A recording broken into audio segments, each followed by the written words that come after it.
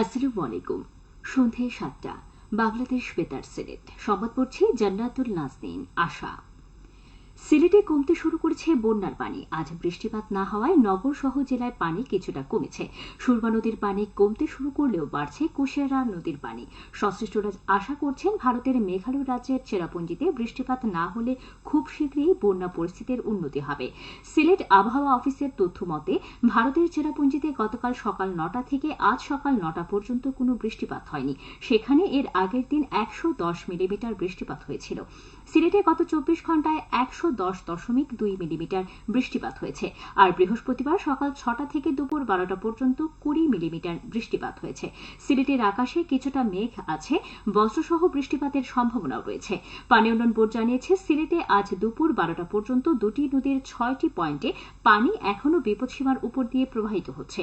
তবে সুরমা নদীর কানাইঘাট ও সিলেট পয়েন্টে গতকাল সন্ধ্যা থেকে আজ দুপুরে পানি কিছুটা কম প্রবাহিত হচ্ছে। আজ দুপুরে কানাইঘাট পয়েন্টে বিপদসীমার ৮০ সেন্টিমিটার ও সিলেট পয়েন্টে ২৫ সেন্টিমিটার উপর দিয়ে প্রবাহিত হচ্ছে।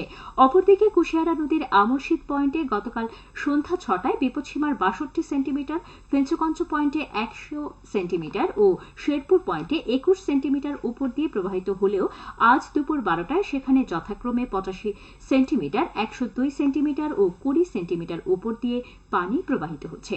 আর নতুন করে কুশিয়ারার শেওলা পয়েন্টে বিপদসীমার ৩৬ সেন্টিমিটার উপর দিয়ে পানি প্রবাহিত হচ্ছে, যেখানে গতকাল সন্ধ্যায় বিপদসীমার ৪০ সেন্টিমিটার নিচ দিয়ে পানি প্রবাহিত হয়েছিল।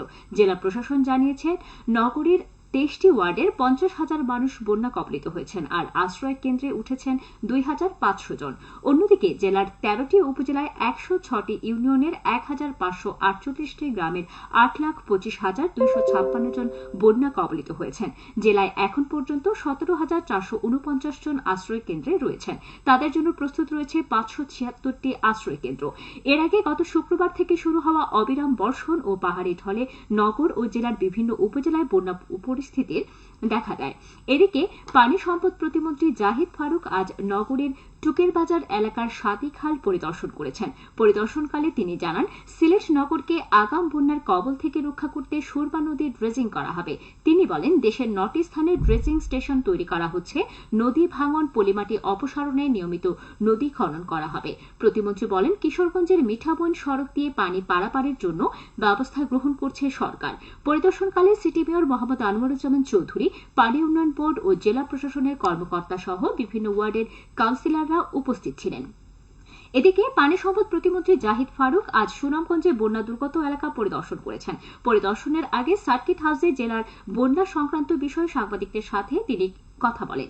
এ সময় তিনি বলেন, সুনামগঞ্জের যে কয়টি নদী রয়েছে সেই নদীর খনন প্রকল্পের কাজ চলমান রয়েছে। সুনামগঞ্জের এই যে বন্যা হয় এই হাওড় এলাকাতে, এটার জন্য আমাদের প্রকল্প নেওয়া আছে। আমাদের ২০টা নদী আমরা দিয়েছি। এটা নিয়ে প্রায় ২,০০০ কোটি টাকা একটা প্রকল্প পরিকল্পনা মন্ত্রণালয় আছে। আমরা শহরে আগামী ১ মাসের ভিতরে প্রকল্পটা আমরা থেকে পাস করার পরে আমরা কাজ শুরু করবো। তো এই কাজটা শুরু হওয়ার পরে আগামী বছরগুলোতে আমার মনে হয় যদি আমাদের প্ল্যানগুলোতে আমরা যে কটা নদী ২০টা নদীতে একসঙ্গে আমরা কাজ শুরু করে দেবো। উল্লেখ করে আগামী বছর থেকে আমরা মনে করি যে এই এলাকাতে পানি ধারণ ক্ষমতা বৃদ্ধি পাবে। বৃদ্ধি পেলে পরে এই এলাকাতে বন্যা থেকে এই এলাকার লোককে রেহাই পাবে। সুনামগঞ্জের এই যে বন্যা হয় এই হাওড় এলাকাতে, এটার জন্য আমাদের প্রকল্প নেওয়া। এ সময় সাবেক পরিকল্পনা মন্ত্রী এম এ মান্নান, ড মোহাম্মদ সাদিক এমপি ও রঞ্জিত সরকার এমপি, জেলা প্রশাসক রাশেদ ইকবাল চৌধুরী সহ পানি উন্নয়ন বোর্ডের কর্মকর্তারা উপস্থিত ছিলেন।